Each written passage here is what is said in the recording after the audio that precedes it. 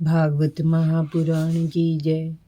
कृष्ण कन्हैया लाल की जय। राधा रानी की जय। भगवान श्री कृष्ण के सभी भक्तों को राधे राधे। जय श्री कृष्ण।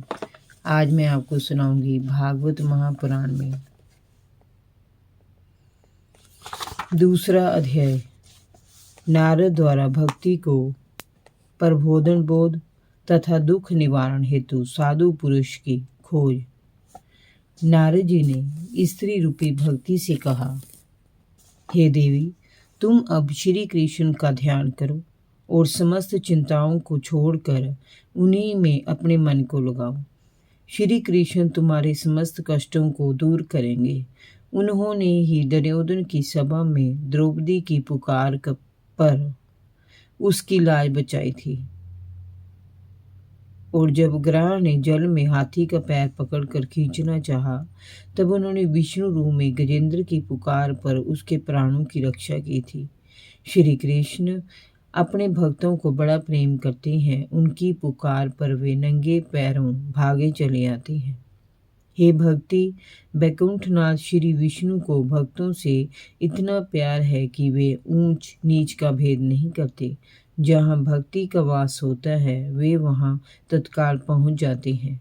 सतयुग, त्रेता और द्वापर युगों में ज्ञानी लोग यज्ञ, तप, दान व धर्म करके मोक्ष प्राप्त करते हैं, परंतु कलयुग में तो भक्ति के द्वारा ही जीवों का इस भव सागर से उद्धार हो जाता है। ज्ञान और वैराग्य को इस युग में कोई नहीं पूछता। जिनके हृदय में हे भक्ति तेरा वास रहेगा, वे पापी होने पर भी भयमुक्त होकर वैकुंठ धाम को प्राप्त करेंगे।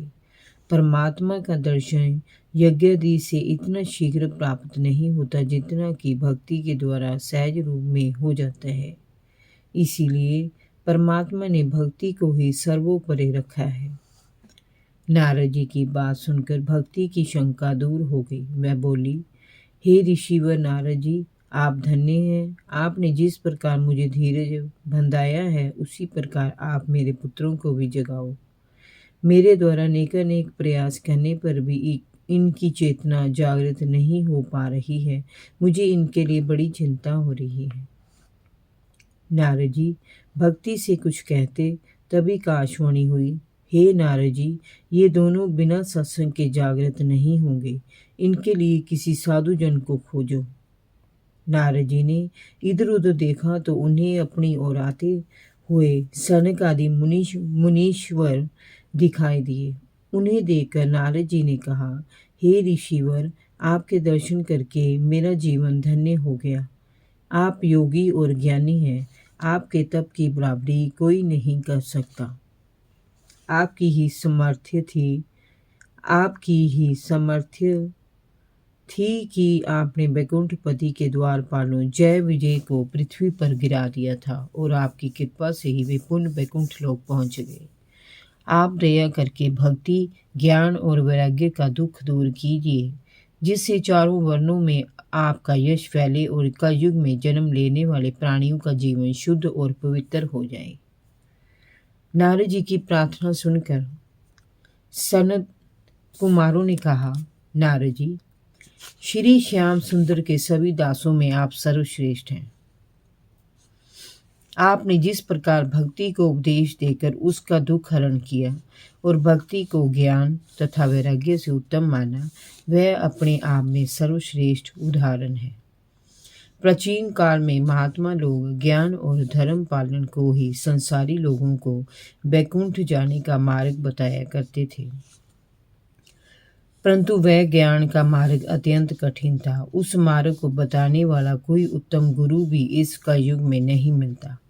इसीलिए आज के युग में जो कोई भी सच्चे मन से श्रीमद् भागवत की कथा को सुनता है, उसे वैकुंठ जाने का मार्ग मिल जाता है। परमात्मा के श्री चरणों में अगाध भक्ति और प्रेम बढ़ाने का इससे उत्तम कोई अन्य मार्ग नहीं है। ऐसा सुनकर नारद जी ने सनत कुमारों से कहा, आप सत्य कहते हैं ऋषिवर। मैंने वेद व गीता का अध्ययन करके ज्ञान वैराग्य को जगाने का बहुत प्रयास किया, पर उनमें चेतना नहीं आई। अब आप ही बताएं कि श्रीमद् भागवत की कथा कहने से वे किस प्रकार से जागेंगे। सनत कुमारों ने कहा, हे ऋषि और नारद जी, सभी वेदों का सार तत्व श्रीमद् भागवत में निहित है। उसके एक एक श्लोक व पद में वेदों का अर्थ दूध में घी की तरह भरा है। उसका उचित मंथन करके ही घी को प्राप्त किया जा सकता है। श्री वेद व्यास जी ने वेदों का मंथन करके उसके सार तत्वों को श्रीमद् भागवत में भर दिया है।